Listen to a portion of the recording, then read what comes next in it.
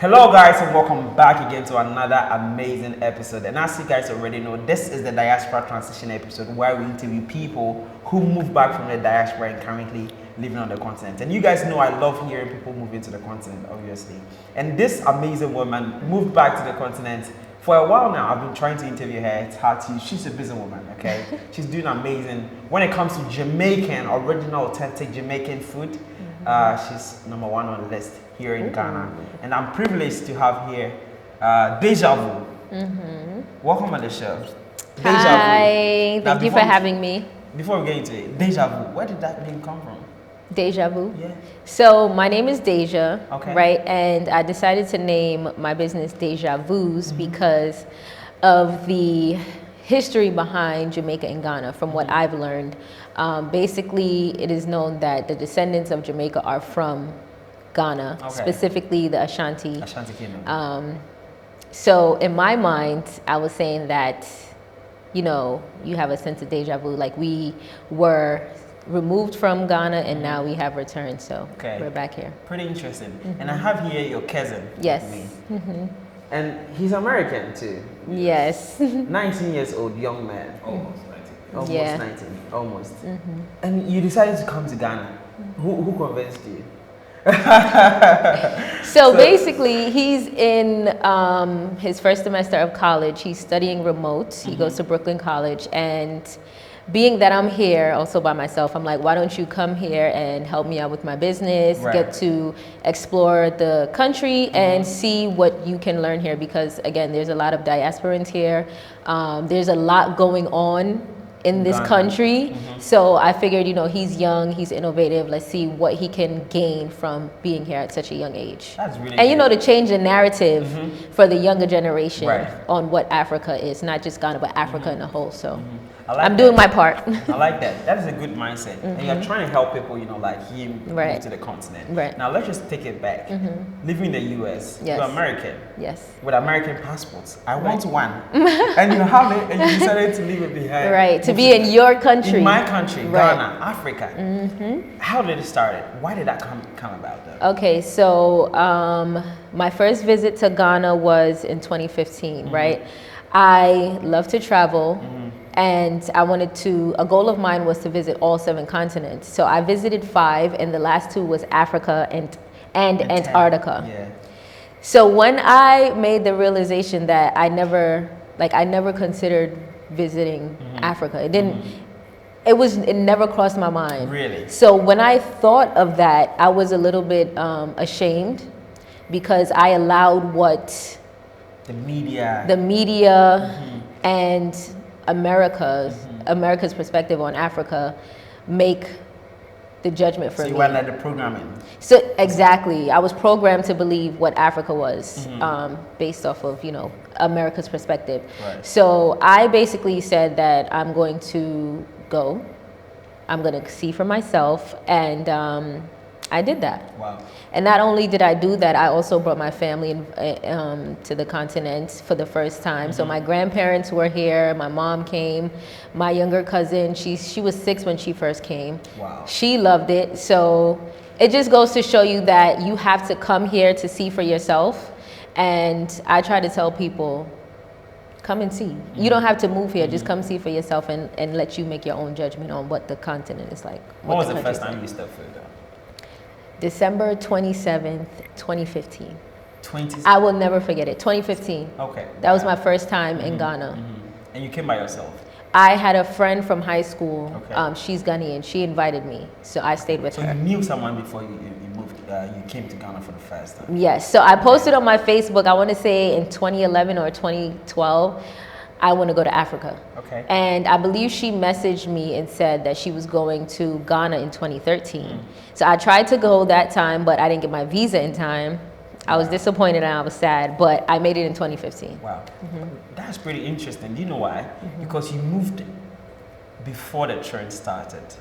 Before you Right. No, my first visit was before the trend started, but I moved in October 2019. Oh, okay. But my vision, what I saw for Ghana in 2015 is exactly what's happening now. So Let's talk about it. when I first came, it was like a blank canvas to me because there were so many business opportunities that I saw.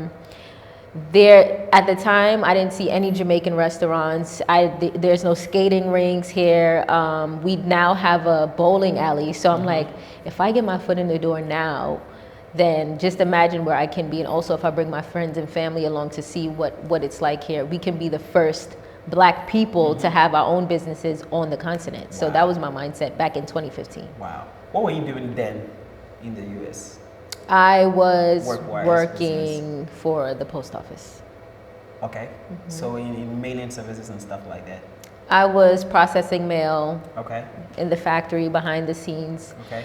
Really not my personality, but it paid the bills. It provided me with the funds to make it to Ghana and to pay for school and to travel a lot. So I'm appreciative of what it did for me. But you left everything behind. That's what I'm trying to say. Yes. Everything you were doing there, you left it behind. Yes. 2019 and moved back. Yes. When you touched down, knowing that you're coming for the full time, coming to live for a long time, Right. what was the impression? How did you felt when you stepped foot and like, wow, I'm coming here to stay for the long run?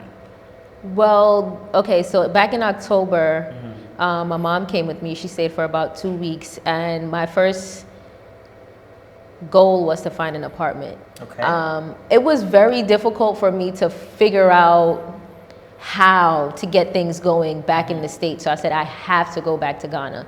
So before even the October, I came back in April 2019. That was my second time in Ghana. I brought my grandparents and my aunt and a potential chef that I wanted to work with me. Wow. So I just wanted them to see so they can kind of be more on board, because they were also like, absolutely not. Like, why would you move across the world to start a business? So when they came that time, it changed their mindset on me doing business here. And then I was also scouting out areas to where I would want to live. Then I came again in October. That was my third time in Ghana. Wow. So my third time in Ghana was my official time moving.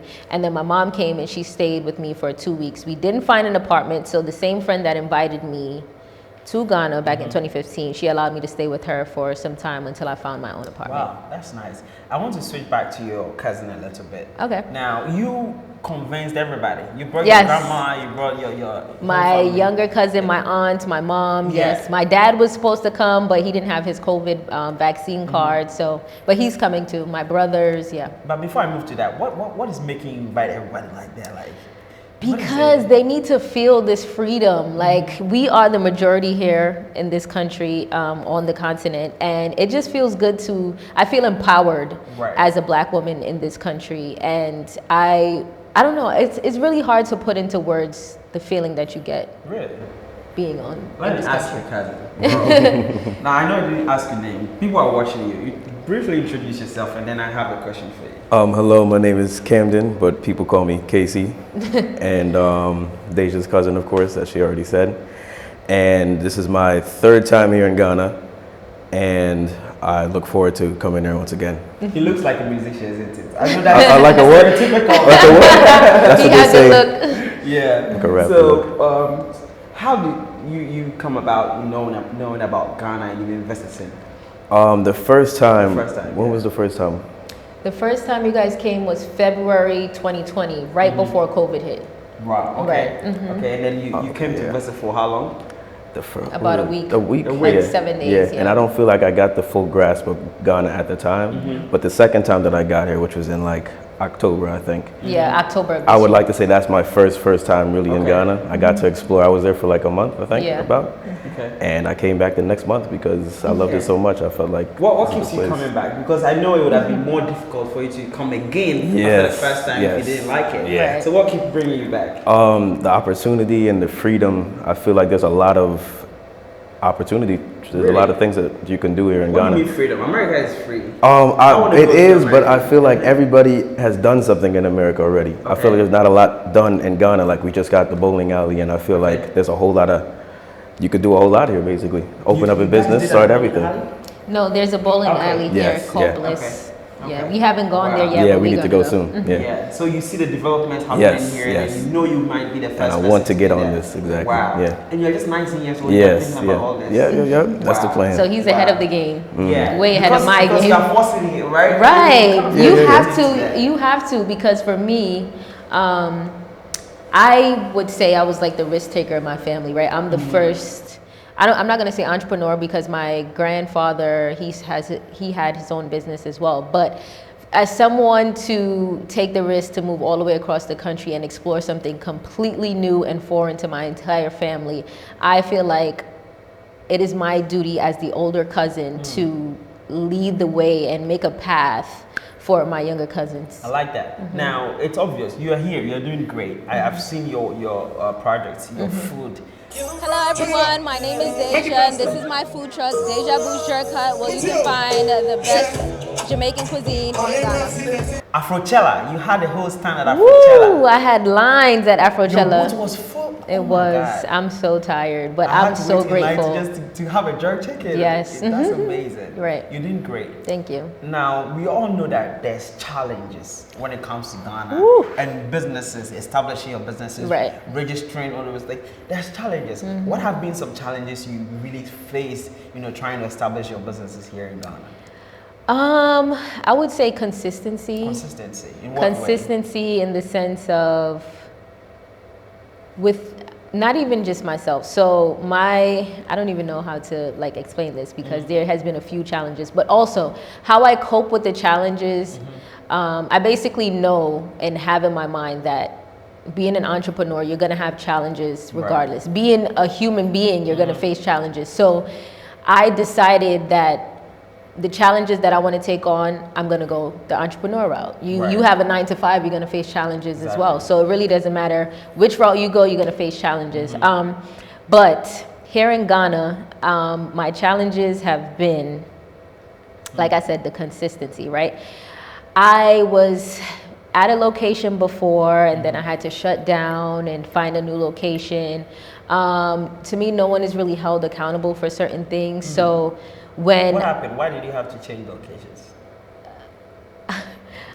Because the cost. So I think that people look at me as an American and believe that I have so much money. Oh, yeah. And they think that, I'm figuring it all out on my own. So it's expensive. Okay. Ghana is not as cheap as you think it is. It is expensive. But I do believe that once you get all the kinks out, once you build that solid foundation, it becomes, I don't want to say easier, but smoother. It becomes a smoother process. So I'm just waiting to get all my kinks out. So be patient with me because it's only year 3. I'm going on year 4. They say 5 years is when you see like a balance. I believe so because just me seeing you at Forchella and then that Right. food is good. Thank you so much. Right. So I think location is still pending. Yes, we're still looking for a solid, consistent space. Guys, a great space. If you're watching now, you do have a power or you're in a position to help really me out.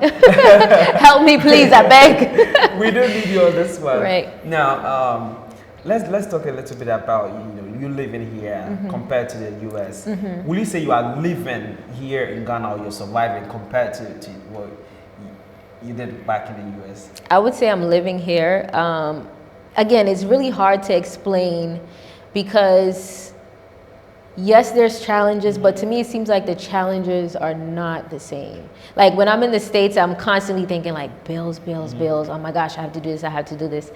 Here, things have to get done as well, but it is not so much pressure to get things done. And I don't know, it's just the environment, it's the fresh coconut in the morning, the coconut water, everything just seems like a breeze. And then also what I like is that you can go out, you can meet so many people, and then you never know where your day will go or who you would meet. So it's a lot of networking that can be done here, which I love the most. Guys, if you are enjoying this episode, I want you to please smash the like button, share to your friends and family, let them enjoy too.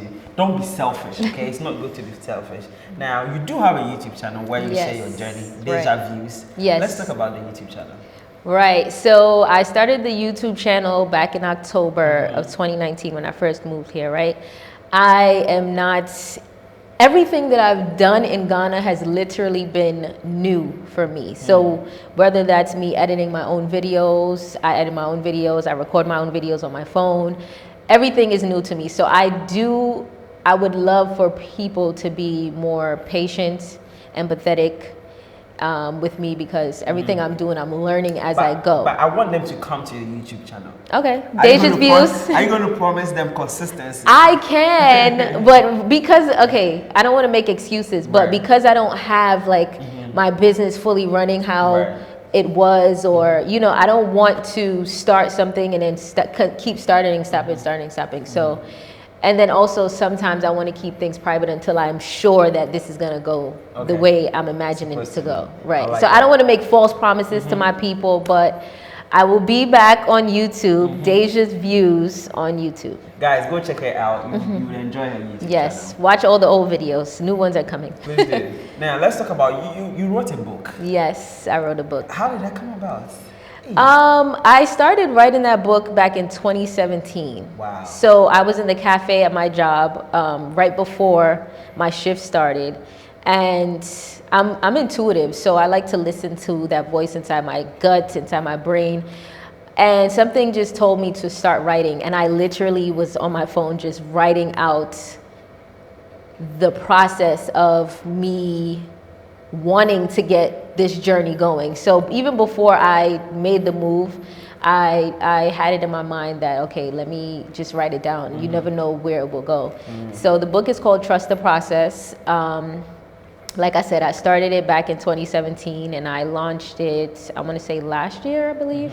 And it's available on Amazon. Trust the Process, Deja Gordon. Guys, I'll put a link in the description. Go and check it out. Yes. And then support, buy.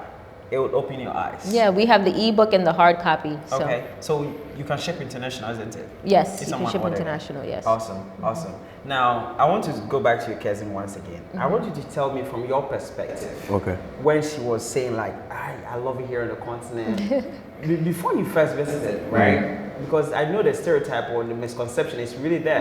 Right. What were you thinking at that time when your cousin was like, man, I love Africa, I want to go to Africa, do this thing? What were you thinking? One, I didn't know there would even be AC. That's another one. That's why I didn't want to go. Right. Because I know it is hot. And I thought there were states and not countries. So coming here, I learned that Ghana's a country and all these other places are You thought countries Ghana as was well. a state. I thought everything was a state and Africa was Africa the country. was a country. Yeah, There's a lot of Americans. It's a lot. There's a lot of Americans that think that. Because we compare it like to the States, naive Americans. No. Nah. We really I'm think- learning. Right. Wow. What impressed you the most the first time you said? How modern it is, I would like to say. It's more modern than I thought it would be. It's kind of similar to the States in certain ways. Were you expecting us to be under huts and Yeah, huts and tents. I shouldn't really say that. And Yeah. animals roaming the streets, Yes. right? Wow, when you set foot here and you saw that we has developed like Yes, everybody yeah. else and you've been lied to. Yeah. How did you feel? I was shocked, and now it makes me realize that other Americans need to realize that They're missing out. they're missing out, basically. If Yeah. you do have a message though, for friends who told Okay. you, man, don't you Okay, let me what would think. that message be? Just come here for yourself, basically. Really? Come here and see, Wow. basically. Yeah. Come and see for yourself. Come and see for yourself. And it's because of you. it is Yeah. really Yeah. great. Thank you. Wow. Let's send a message to the diasporans. You've done the same for your brother. You've seen the truth for himself. Diasporans are watching. They are contemplating. Business-wise, do I go to the continent to do business? Am I coming to vacate in Ghana or Africa? Right. If you do have a message for the diasporans watching, what would that message be? Okay, so if you're coming to start a business or even coming to visit for the first time, I would say you can reach out to me. I'm pretty open. I feel like it is my duty. This is what I'm here for, to bridge that gap, right? To contribute to bringing my people here on the continent so that we can build these businesses and companies, because there's people here from other cultures, from other countries that are doing it. So if they can do it, we definitely can do it. That's one. Secondly, again, make your own judgment. I hear a lot of times Americans feel like Africans don't like us. Yeah, I've heard that a lot. How did that come My about? experience, I don't have that experience. I can see the difference because we grew up in two different worlds. Right. So I can imagine that Ghanaians, or let's say Africans in a whole, look at us as privileged. Right. I don't want to take away my privilege of the opportunity that I do have in the States, so I do sympathize with Africans. Right. But we are one. Like, let's unite and do what we need to be doing. The second point I would like to make, as far as someone coming here to do business, Right. do not rush, right? I have experience where Ghanaians will give you pressure to put money up front, right? To give Right. them the money for a year rent, for a space that you need. And next thing you know, they want more money. So Right. I would say, do research, reach out to a lawyer before you put any money into anything, and take your time, because Ghanaians are known for taking their time, but when it's time for them to get their money, they'll put pressure on you. So Yeah. I would say definitely take your time in that aspect. Yeah, don't rush to put the money up. Don't let them pressure you into putting money up front. Trust the process. Trust the process, right? Get that book. It's a good book, and I'm not just saying it because it's me. It's real life process of me sitting through the entire journey, going broke, getting money back, things failing, wanting to give up, but having that fire inside to continue to push. So if you're an entrepreneur and you have this fire inside to take a risk to do something, I think it's a good guidebook. You know, there's a stanza, or how do you call it, in your book about being broken and how to prevent to pick things back up, right? Right. Now, I've known people who moved back to the continent. They came in the beginning, live in a very beautiful house with a swimming pool, and then quickly realized that it's very expensive to live that life. and then they just had to leave, right? You've experienced a little bit. Your book talks about it more. Right. Let's talk about that moments and how you reflected and begin to rise again with this new projects, and advise them another one again with that specific expenses. How people look at their money like US dollars, it goes really Right. good, but it's not. Doesn't really. Let me tell you something, okay? The Ghana city literally flows out of your hand like water. Right. It goes by so fast. So you think you have money, but it literally goes. So money management is very important. But you have to be self-motivated, right? And sometimes I understand, again, I feel like I understand a lot of things in life to where I don't take it personal. Like, everybody goes through this. So when I hear other people's success stories, everybody starts off going up and then they drop down to where they had a low, where they were broke. But then they always, if they stay persistent and consistent in what the goal is that they're fighting for, then they make it. So that's what drives me.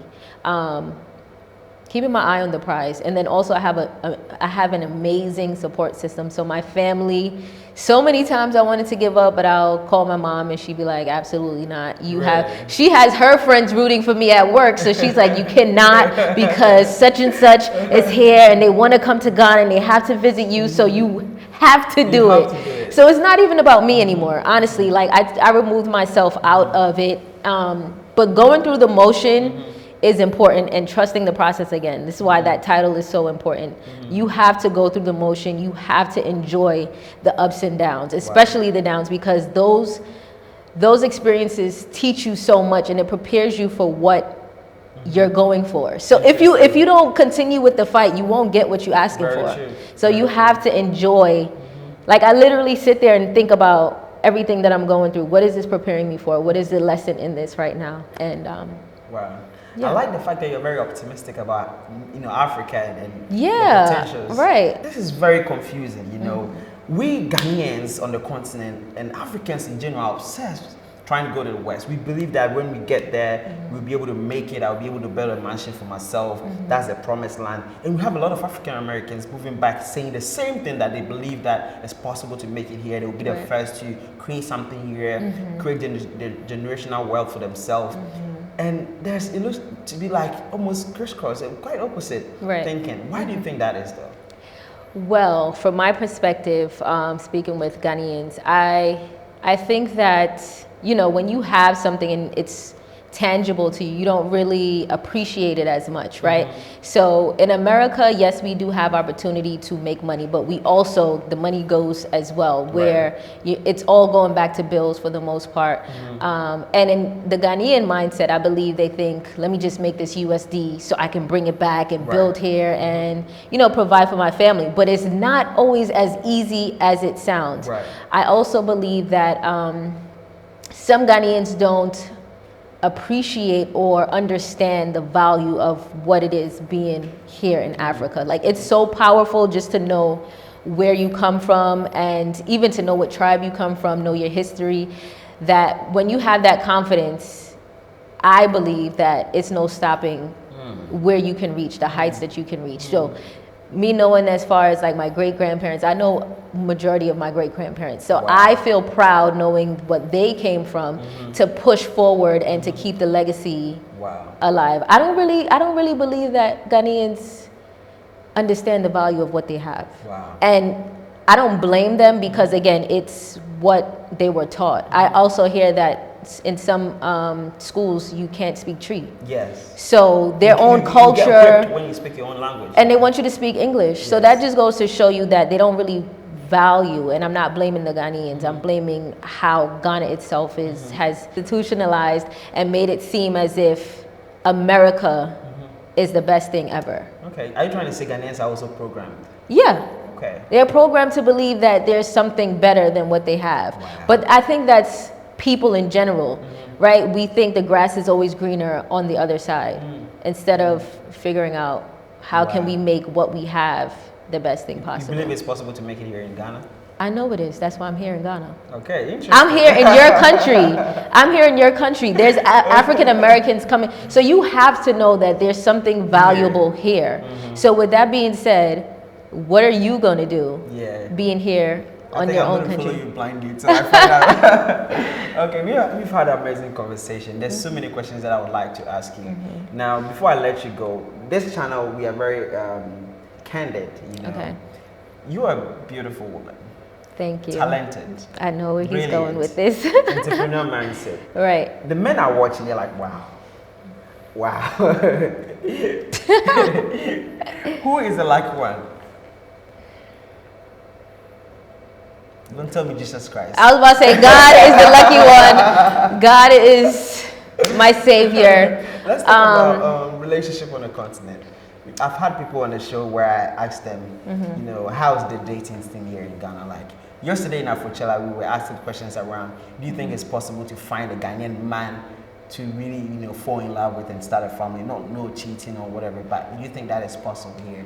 And the answers are pretty interesting. I want to know what you think. So, I think it is possible, right? However, I am from New York. Okay. Everything is fast-paced. I'm here by myself, right? Doing my thing. I believe that Ghanaian men are very tippy-toe, very soft, very, I don't want to say laid timid, back. But laid back.